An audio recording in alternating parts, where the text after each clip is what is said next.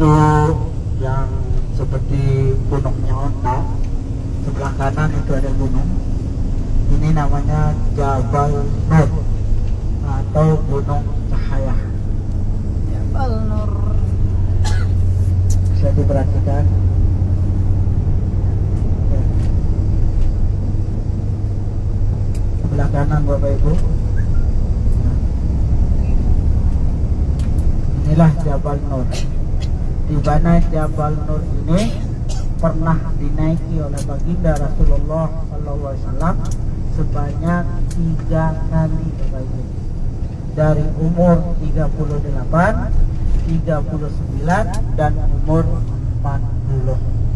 Namun baginda Rasulullah SAW menerima wahyu tepat pada umur 40 tahun. Ya. Beliau menerima wahyu pada umur 40 tahun pada bulan Ramadan dan malam Lailatul Qadar.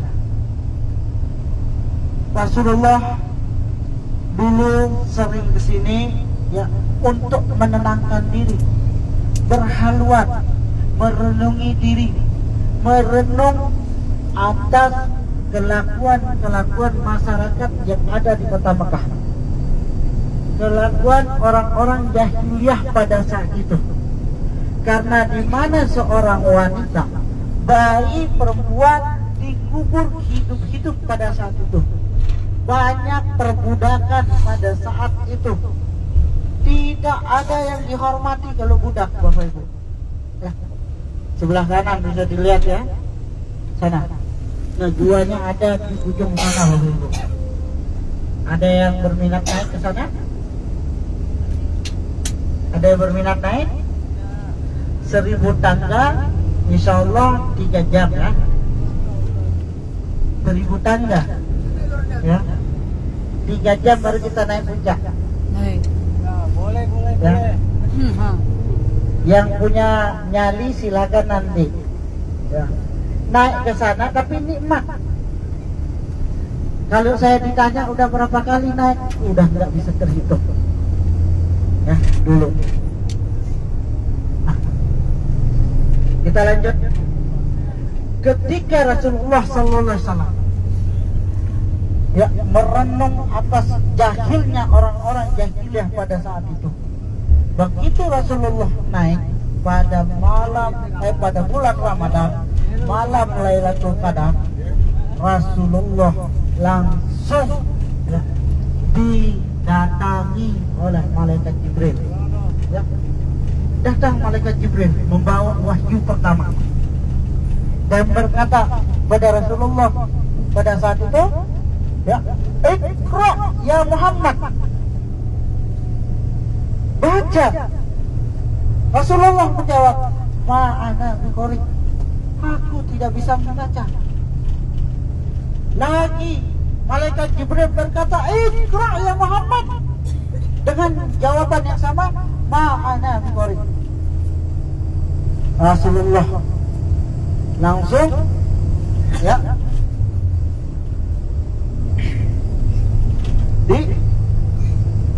dibacakan oleh malaikat Jibril ya. Apa namanya, di ruqyah oleh malaikat Jibril. Nah, begitu diruqyah oleh malaikat Jibril, Jibril berkata, Iqra bismi rabbikal ladzi. Ketika itu barulah Rasulullah turun dari Jabal Nur dengan kondisi lemas, menggigil dan kedinginan. Turun Rasulullah sampai di rumah meminta kepada istrinya tercinta Siti Khadijah untuk menyelimutinya ya, dan menceritakan kejadian yang dialami di Jabal Nur. Diceritakan kepada istrinya.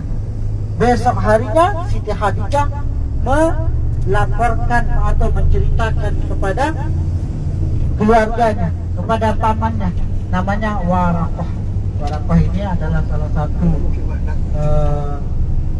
apa namanya dulu, seorang pendeta, ya, pendeta Nasrani, ya, dia mengetahui ciri-ciri kenabian pada saat itu. Nah, sehingga Waraqah berkata Muhammad ini adalah nabi terakhir, penutup para nabi.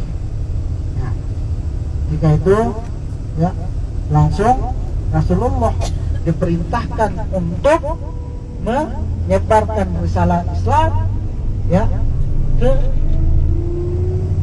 keluarganya dulu, ya. Rasulullah menyebarkan risalah Islam secara diam-diam. Yang pertama masuk Islam dari kalangan perempuan adalah istrinya Siti Khadijah. Dari kalangan laki-laki tua yakni Abu Bakar As-Siddiq. Dan dari kalangan laki-laki anak kecil yakni Ali bin Abi Thalib. Nah, selama 3 tahun Rasulullah menyebarkan risalah Islam di kota Mekah, Bapak Ibu, pengikutnya hanya 11 orang saja. 3 tahun beliau menyebarkan agama Islam, pengikutnya hanya 11 orang saja. Bayangkan, kalau kita bikin pondok pesantren yang begitu besar, 3 tahun cuma muridnya cuma 11, rugi, ya.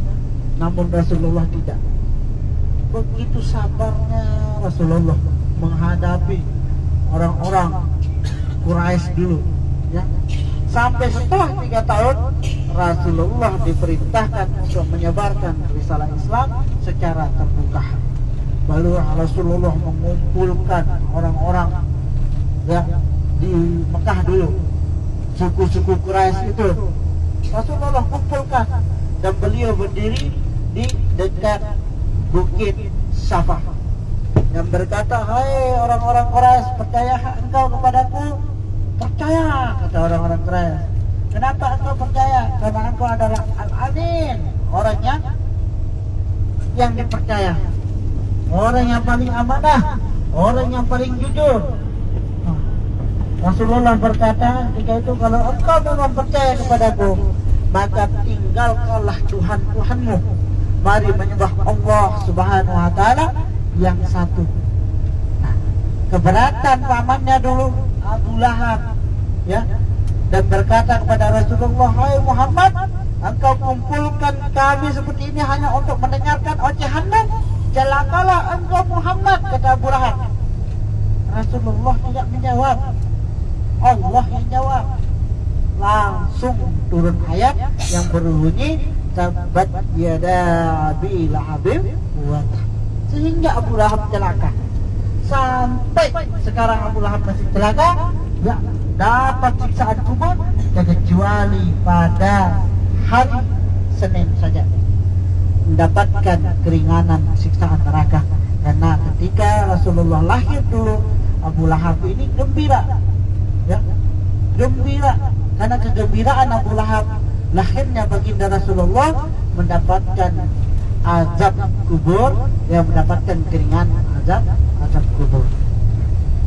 Itulah sejarah singkat Bapak Ibu. Kita akan menuju ke Naim. Nah, namun kita sebelum sampai ke Naim, kita selawat dulu, ya. Allahumma sholli wa sallim ala sayyidina Muhammadin tibbil qulubi wa dawaiha wa afiyatil abdani wa sifaiha wa nuril absari wa diyaiha wa ala alihi wa sahbihi wa sallim. Allahumma salli wa sallim ala sayyidina Muhammadin tibbil qulubi wa dawaiha wa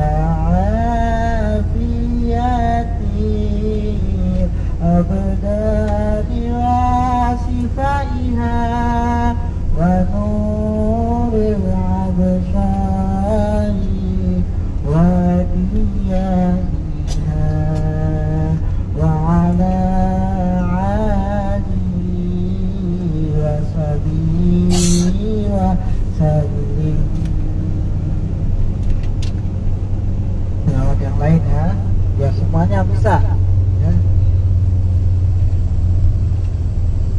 Salatullahi wa salam ala man uhiyal Qur'an. Salatullahi wa salam ala man uhiyal Qur'an wa ahli بيته الكرام سبح ذوي القرآن وأهل بيته الكرام سبح ذوي القرآن. صلاة الله